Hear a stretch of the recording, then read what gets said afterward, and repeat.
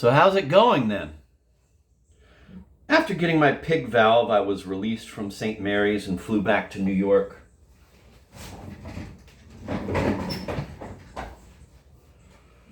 Reading Emerson, where he says that the mark of wisdom is to live in the present and see the world with new eyes, to see the miraculous in the commonplace.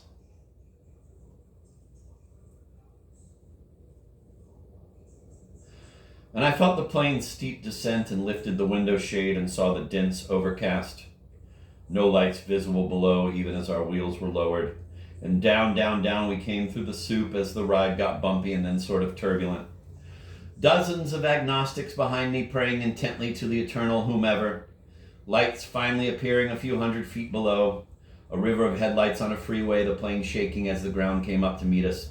Red lights on the tarmac and the wheels hit and the nose came down and he reversed the engines and braked hard and brought us around to the terminal at LaGuardia. Thanks to Emerson, it was rather thrilling, the miracle of the ordinary. Planes land somewhere every minute. To see with new eyes the zero visibility and anticipate calmly the end of my life and hope for an obit that doesn't use the word nostalgic, and then the wheels touch down and we roll to the gate. We won't be on the news tonight. The governor won't need to issue a statement of sorrow. Life continues. I hoist my briefcase, thank the captain standing in the cockpit door. Cultivate the habit of gratitude, says Ralph. Give thanks continuously. And I walk up the jetway and past Starbucks and the ATMs and the candy stand and out the door into the dark and drizzle and stand in the taxi line and hop in a cab, and into Manhattan we go, down dark streets of brownstones, a few hardy souls walking their dogs, and across the park to the west side. Gratitude is in order, and a new day awaits. An amazing city, sheer mass and density of it, the grandeur of it, the charm of Victorian streets among the towers, the vast network of underground rail lines without which the city'd come to a standstill, the municipal plumbing that brings water and takes away sewage for the 8 million, the interlocking networks of skilled workers who operate social services, clean the buildings, enforce the laws, haul away trash, deliver food and necessities. To millions of Americans from here to Hawaii, the city is Babylon, Doomtown, Batman's Gotham, a hotbed of crime and corruption. But to the guy in the backseat of the cab, it's a city of the everyday, the corner cafe, Strand bookstore, the newsstand, the rumble of the subway. I come home to the lady who opens the door and we stand in our little vestibule, the joyous red Navajo rug hanging on the wall, and I put my arms around the slight woman, my chin on her head. We head for the kitchen. She pours a glass of wine. I pour a glass of ginger ale. We go out on the terrace and look out over the rooftops. And so life resumes, a safe landing in every sense of the word. Now of my 80 years and 10, 80 will not come again. I've passed my expiration date. I am living, not the late. And since I'm taken with this lady, I'm okay with being 80, standing on this New York terrace. Who needs London, Rome, or Paris? I hold her closely to my heart, now working with a porcine part. It's true, I keep telling myself I'm 80. I've been around the block. In other civilizations, I would sit cross-legged in my lodge, my beard 6 feet long, my silvery hair in a bun, and young people would approach me, bowing, bringing gifts, and ask my counsel. Hey, where are you? Talking to an old dude. OMG, why? He wants to put me in his book. Cool. Later. Young people don't do this, so I'm writing the book without their input. Somehow I hope they'll get the message. Cheer up, as Dr. Nash once said about my skinned knee. It looks worse than it is. Live your life. Follow your heart. It's okay to march, but don't forget to dance. Google R.W. Emerson sometime. You might take a liking to him. Coming back to New York after my August stay at St. Mary's, I missed the Minnesota State Fair, our annual Cheerfulness exposition to show us Northerners, mournful by nature, who thrive on cold and cloudiness, what giddy pleasure is like. Put us in a cold fog and we bloom. We wave away compliments and are good at suppressing feelings, our own and other people's, but the fair is our escape from ourselves. Mobs of people feasting on deep-fried cheese curds and admiring pigs the size of VWs and riding on something like a giant salad spinner while screaming to high heaven. We wander among giant John Deere tractors and displays of championship quilts and art made by gluing seeds to plywood. And in all the milling around and waiting in line and consumption of animal fats, there is no detectable polarization. Theoretically, 33% of these people despise another 33%, while the remainder try to remain indifferent. But you'd never know it walking around the fairgrounds. Some political candidates have booths and stand and talk to their supporters, but there's no bitterness, no yelling, no angry signage. The gentleman making milkshakes in the dairy building says pleasantly, "So how's your day going then?" Though he's probably made 500 shakes already. His sentence, beginning with "so" and ending with "then," indicates that he's a native Minnesotan, not a Canadian or Floridian. I say never better then. I wish I were there at the fair. I miss it. I used to do a show at the grandstand, and when you heard 4,000 people singing "My Country 'Tis of Thee, Sweet Land of Liberty, of Thee I Sing," with the roller coaster in the background, it made me proud to be one of them. When I was 10, Dad took me to the fair and gave me $5 and cut me loose and told me to meet him at 6 p.m. at the grandstand ramp, and it was a great day. I bought a hot dog and a caramel apple, but the day was all about mingling and listening to people. A brethren boy brought up to avoid unbelievers, and here I was surrounded by them.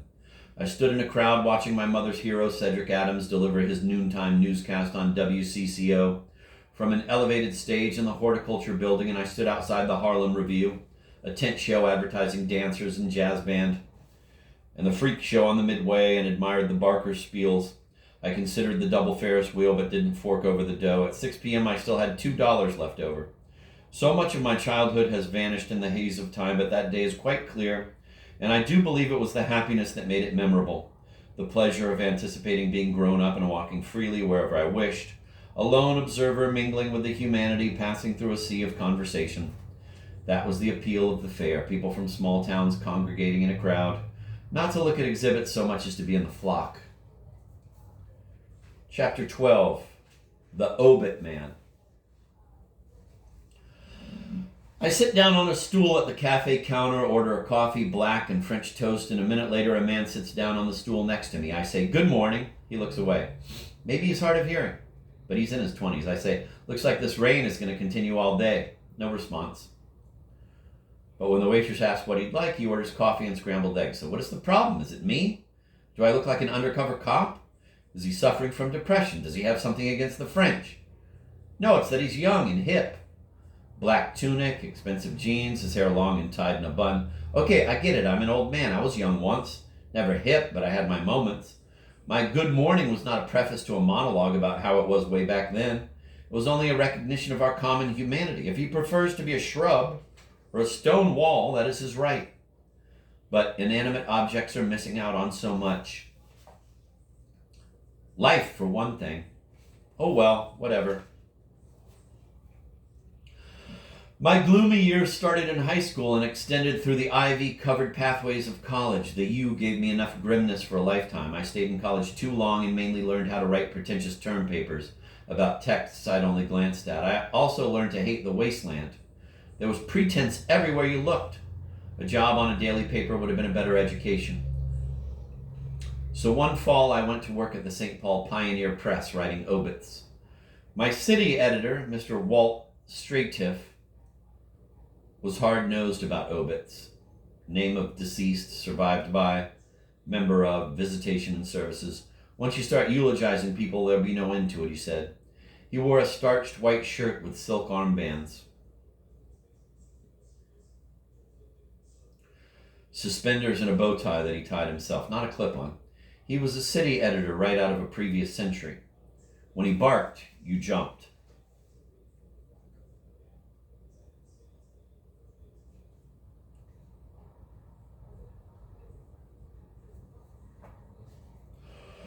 But I grieved for the obituarized and wanted to distinguish them. I wrote an obit for a banker. Every Halloween he dressed up as a hobo and a woman known for her beautiful cinnamon rolls and her collection of salt and pepper shakers.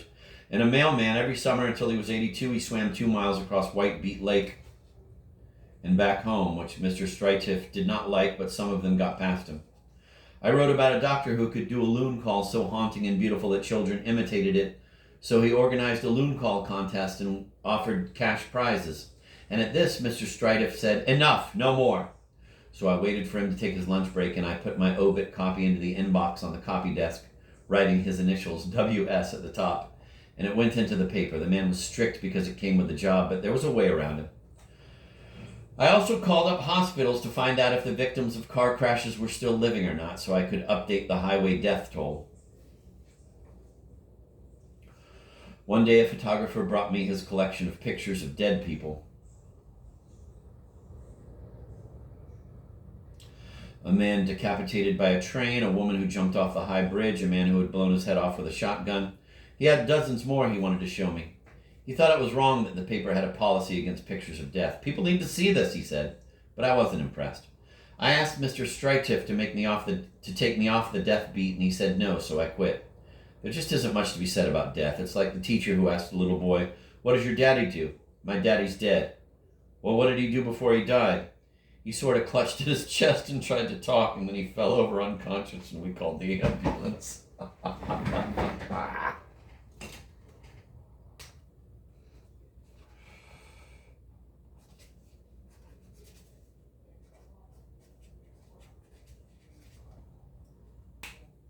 See you one day. I regret that I never got to write Walt's obit. He was a relic of an era that was fading fast, when editors could bark, but sensitive editors were coming into the trade. And the lifestyle section leaked onto the front page with articles about the importance of family time, and opinion columns became affirming and reviewers became boosters, and I saw no future in that sort of journalism. So I got into radio and switched from news to comedy.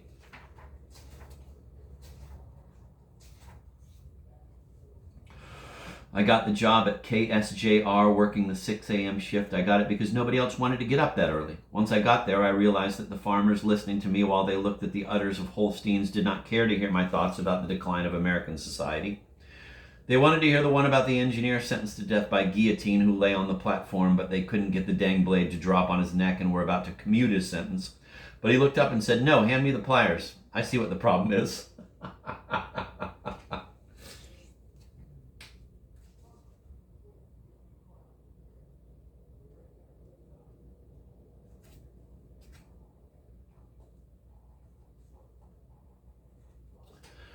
That one followed by "Your Feet's Too Big," a Chopin etude, and the Grateful Dead's Ripple. It was a turning point in life, when I gave up striving to be brilliant and original and turned to the pleasant work of simple entertainment and felt the satisfaction of usefulness. Not so different from being an efficient dishwasher at the Evangeline Hotel when I was 18, and the next fall becoming the autocrat of an enormous parking lot at the university and commanding drivers to pull into the one correct space and not consider alternatives.